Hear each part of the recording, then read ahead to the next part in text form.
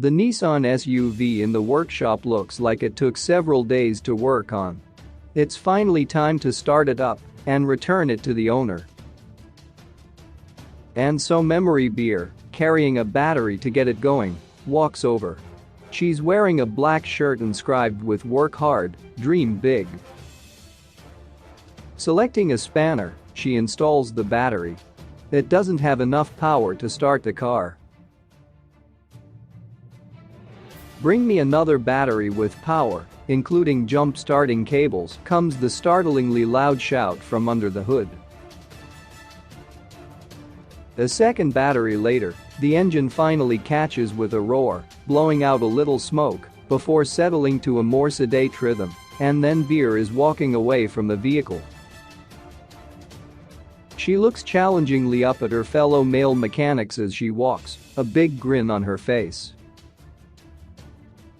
"I developed a love of cars at a tender age as I used to help out my father," Beer offers in explanation. "And when my father would be fixing his car, he would call me to hand him different tools to use," she said, speaking in the workshop at her home in Chitingwiza, a high-density suburb of Harare. From that experience, Memory took a shine to mechanical design and promised to pursue it as a career. She was lucky. Her parents supported her decision after realizing just how much she enjoyed fixing things. Now, the short-haired mechanic paints a picture of a mechanic whose passion is fixing broken cars. Her workshop is littered with dead Mercedes-Benz vehicles waiting to be brought back to life. There is the constant sound of car engines being revved, with each completed task bringing that same smile to the workshop owners' faces. She clearly loves this job.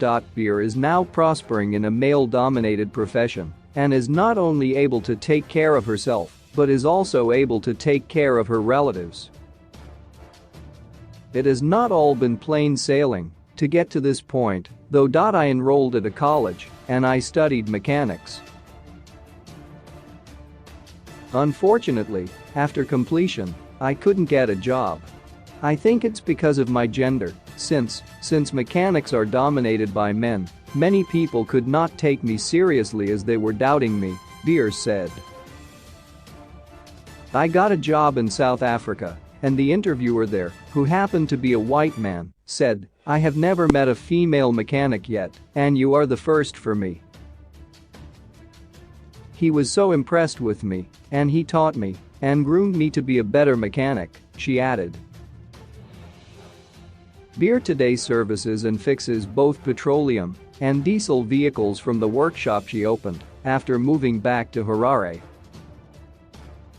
Her goal is to open a studio where she will be able to show young women how to fix vehicles. She'd also like to visit schools and empower young girls to take on careers currently dominated by men and to not be scared to set up a big establishment. Women make up less than 25% of the automotive workforce globally, and in most countries, they make up less than 20%. Only 16 women, 8%, were senior executives at the top 20 automakers as recently as 2018. While Beer is not scared to push the glass ceiling, she is faced with the problem. "My biggest challenge is that I don't have a female mechanic mentor who I can look up to and guide me accordingly in this craft, because as a woman, I expected to also find a female mechanic in my country. But so far I haven't found one.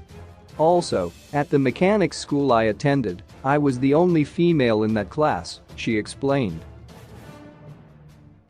For now, however, her unique position does offer a benefit. Female drivers, she says, feel happier passing on their vehicles to a female mechanic. However, she would still rather have more female companies.